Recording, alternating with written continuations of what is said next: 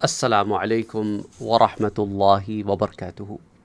رمضان المبارک کے اس بابرکت مہینے میں ہم سب اللہ عز و جل کی عبادت میں زیادہ سے زیادہ محنت کر رہے ہیں، اور اب تعالیٰ سے امید بھی رکھتے ہیں کہ وہ ان محنتوں کا بہت اجر و ثواب عطا فرمائے گا، ہم سے راضی ہوگا اور ہمیں گناہوں سے بچنے کی توفیق عطا فرمائے گا، ہمیں جہنم کے عذاب سے بچائے گا، ہماری مغفرت فرمائے گا اور ہمیں جنت الفردوس میں داخل فرمائے گا، ہمیں حوض کوثر سے محروم نہیں فرمائے گا، اور ہمیں حضور صلی اللہ علیہ وآلہ وسلم کی معیت نصیب فرمائے گا، آپ کا پڑوس جنت میں نصیب فرمائے گا۔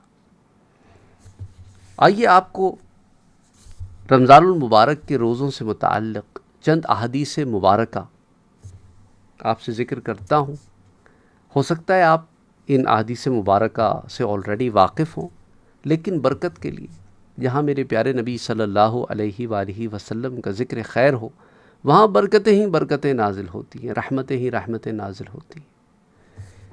میرے پیارے نبی صلی اللہ علیہ وآلہ وسلم کا یہ فرمان پاک حضرت ابی ہریرہ رضی اللہ تعالی عنہ روایت کرتے ہیں کہ قال رسول اللہ صلی اللہ علیہ وآلہ وسلم: من صام رمضان ایمانا واحتسابا غفر له ما تقدم من ذنبه، او كما قال رسول اللہ صلی اللہ علیہ وسلم۔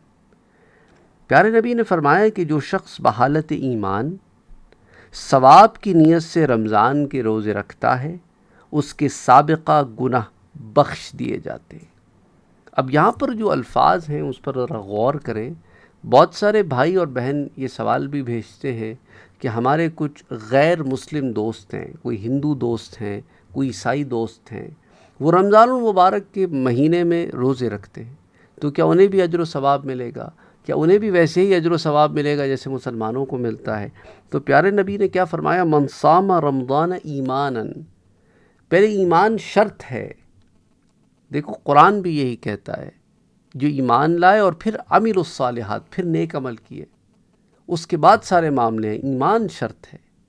تو ایمان کے ساتھ جس نے رمضان کے روزے رکھے اور اس کے ساتھ کیا معاملہ ہوا؟ بحالت ایمان ثواب کی نیت سے کہ باری تعالیٰ مجھے اس کا ثواب عطا فرمائے گا، خلوص نیت کے ساتھ، تو غفر لہ ما تقدم من ذنبہ، تو اس کے سابقہ گناہ بخش دیے جائیں گے۔ یہاں سابقہ گناہ سے مراد گناہ صغیرہ ہیں، کبیرہ نہیں ہیں، حقوق العباد بھی نہیں ہیں، حقوق اللہ ہیں یا پھر حقوق النفس ہیں کہ انسان کی اپنی ذات پر جو حقوق ہیں جس کے بارے میں اس سے جواب دہی ہوگی وہ اللہ معاف فرما دے یا اپنے حقوق معاف فرما دے، لیکن دوسروں کے حقوق نہیں۔ گناہ کبیرہ تو پھر گناہ کبیرہ کے لیے آپ کو معافی مانگنی پڑے گی۔ اچھا، یہ جو روایت میں نے آپ سے ذکر کی یہ متفق علیہ روایت ہے۔ آپ میں سے وہ لوگ جو نہیں جانتے کہ متفق علیہ روایت کیا ہوتی ہے، ان کے لیے عرض کر دیتا ہوں، اور وہ جو جانتے ہیں تو بہت اچھی بات ہے اگر آپ جانتے ہیں۔ دیکھو اپنے علم پر نہ کبھی ناز نہ کرنا، اگر کسی شے کے بارے میں پتہ چل جائے تو ہو سکتا ہے کبھی ایک ایسا وقت بھی تھا کہ آپ کو بھی پتہ نہیں تھا۔ تو متفق علیہ وہ روایت ہوتی ہے جسے امام بخاری اور امام مسلم دونوں نے روایت کیا ہو، دونوں کا اس پہ اتفاق ہو گیا ہو، اس طرح کہ انہوں نے اسے اپنی اپنی کتابوں میں ذکر کیا ہو، نقل کیا ہو، تو اس روایت کو متفق علیہ کہتے ہیں۔ صحیح روایات، درجہ صحیح کی روایات کی 7 اقسام ہیں، اس میں سے سب سے اعلیٰ قسم درجہ صحیح کی روایات کی وہ ہوتی ہے جو متفق علیہ روایت ہو۔ اس روایت کو امام بخاری نے الصحیح میں روایت کیا ہے، کتاب الصوم میں، یعنی روزہ رکھنے کے باب میں۔ اس میں پھر باب قائم کیا ہے، صوم رمضان احتسابا من الایمان، اس میں حدیث 38۔ اور امام مسلم نے اسے الصحیح میں کتاب الصلاة المسافرین و قصرها میں باب الترغیب فی قیام رمضان وهو التراویح، اس کے اندر ذکر کیا حدیث 760۔ اس کے علاوہ امام ابی داؤد بھی اسے روایت کرتے ہیں سنن میں کتاب الصلاة میں باب فی قیام شہر رمضان میں حدیث 1372 کے تحت۔ پھر امام نسائی بھی اسے کتاب الصیام میں روایت کرتے، امام ابن ماجہ بھی کرتے ہیں۔ تو سیاہ ستہ کے ائمہ میں سے 5 امام جو ہے اسے روایت کو ذکر کرتے ہیں اپنی اپنی کتابوں میں۔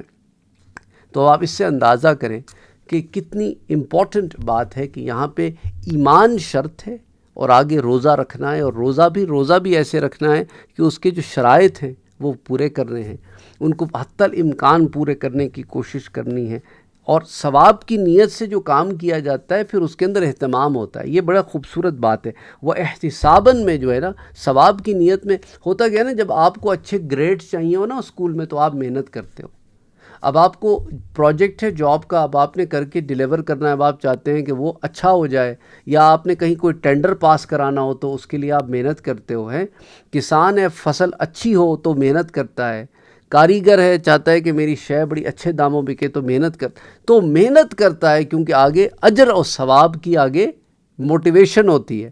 تو وہی موٹیویشن ہوتی ہے، ثواب ملے گا تو محنت زیادہ کرتا ہے، نکھارتا ہے، زیادہ عمل اچھا کرنے کی کوشش کرتا ہے۔ وضو کرے گا تو اچھی طریقے سے کرے گا، نماز پڑھے گا تو بہترین انداز سے نماز کو ادا کرے گا، جھوٹ سے بچے گا، چغل خوری سے بچے گا، غصے سے بچے گا، حسد سے، اناد سے بچے گا، نظروں کی حفاظت کرے گا، بری نظروں سے بچائے گا، فلمیں، ڈرامے، گانے نہیں دیکھے گا، نہیں سنے گا، عورتوں سے اپنے نظروں کو بچائے گا، حفاظت کرے گا، حیا کرے گا، تمام معاملات کرے گا۔ کیوں کرے گا؟ کیونکہ آگے نیت ثواب کی ہے کہ اللہ تعالیٰ مجھے اس سے زیادہ ثواب دے، کیونکہ روزے کا معاملہ ایسا ہے کہ اللہ نے کہا کہ باقی تمام اعمال تو کوئی 10 گنا ہے تو کوئی 700 گنا تک ہے، لیکن روزے کا معاملہ ایسا ہے کہ جب تم آؤ گے قیامت کے دن تو تمہیں اس کا اجر و ثواب صحیح معنی میں ملے گا۔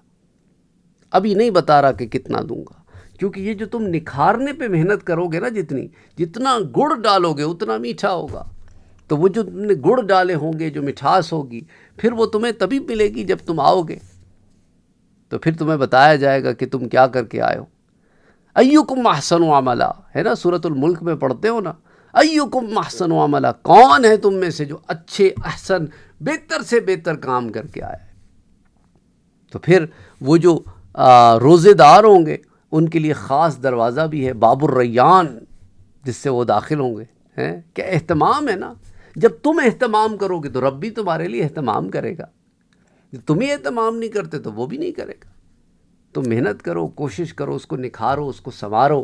خذوا زینتکم، تم اپنی زینتوں کو لے کے مسجدوں کو جاؤ، تو جب تم نکھارو گے ان چیزوں میں تو ان میں ایک اہتمام ہوگا اور ایک اچھی چیز ہوگی، تو اس کا اللہ دیکھتا ہے نیتوں کو، انما الاعمال بالنیات، عملوں کا دار و مدار نیتوں پر ہے، تو نیتوں پہ محنت کرنے کی کوشش کرنی چاہیے۔ دیکھو پہلے زمانے میں لوگ، حضرت سفیان ثوری رحمۃ اللہ علیہ فرماتے ہیں کہ پہلے عملوں سے پہلے نیتوں پہ محنت کیا کرتے تھے، اپنی نیتوں کو خاص پاک صاف خالص کرتے تھے، پھر عملوں پر بھی کام کرتے تھے۔ تو نیتوں پر بھی خاص محنت ہوتی تھی، مدارس میں، اساتذہ کی صحبتوں میں۔ ہم نے تو نیتوں پہ کام کرنا ہی چھوڑ دیا، ہم تو بس عمل کو سنوارنے میں لگے رہتے ہیں۔ نیتیں ہماری دل سخت ہوتے ہیں اندر سے، اس لیے ہمارا آپ باہر سے ظاہر دیکھیں تو عمل بڑا اچھا لگے گا، لیکن دل ہمارے سخت ہوتے ہیں۔ ہمیں پتہ ہے ہم لوگوں کا کیا حال ہے نا، کسی سے ڈھکی چھپی بات تو ہے نہیں، اللہ قلیل من عباد اللہ، اللہ کے کچھ نیک بندے ہیں، آپ جیسے لوگ ہیں، ہم تو اپنی بات کر رہے ہیں، ہم جیسے گناہ گار، سیاہ کار، خطا کار لوگ ہیں۔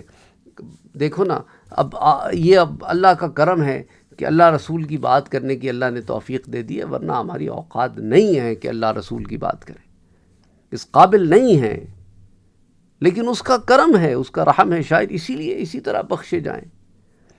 اللہ سبحانہ و تعالیٰ توفیق عطا فرمائے ہم سب کو کہ رمضان المبارک کے مہینوں میں رمضان کے مہینے میں زیادہ سے زیادہ محنت کریں، اپنے روزوں میں زیادہ سے زیادہ نکھار پیدا کرنے کی کوشش کریں۔ اللہ سبحانہ و تعالیٰ انہیں قبول فرمائے، آمین۔ اللہم صلی علی محمد وعلی آل محمد صلی اللہ علیہ وسلم۔ آپ میں سے جن بھائیوں اور بہنوں نے اپنے پیاروں کے جو گزر گئے ہیں ان کی مغفرت کی دعا کے لیے کہا ہے، تو اللہ سبحانہ و تعالیٰ سب کو معاف فرمائے، سب کے درجات کو بلند فرمائے، سب کو عذاب قبر سے محفوظ فرمائے، آمین یا رب العالمین۔ اللہ ہمارے گناہوں کو بھی معاف فرمائے، آمین یا رب العالمین۔ بسم اللہ الرحمن الرحیم، الحمد للہ رب العالمین، الرحمن الرحیم، مالک یوم الدین، ایاک نعبد و ایاک نستعین، اہدنا الصراط المستقیم، صراط الذین انعمت علیہم غیر المغضوب علیہم ولا الضالین، آمین۔ اللہم صلی علی محمد وعلی آل محمد۔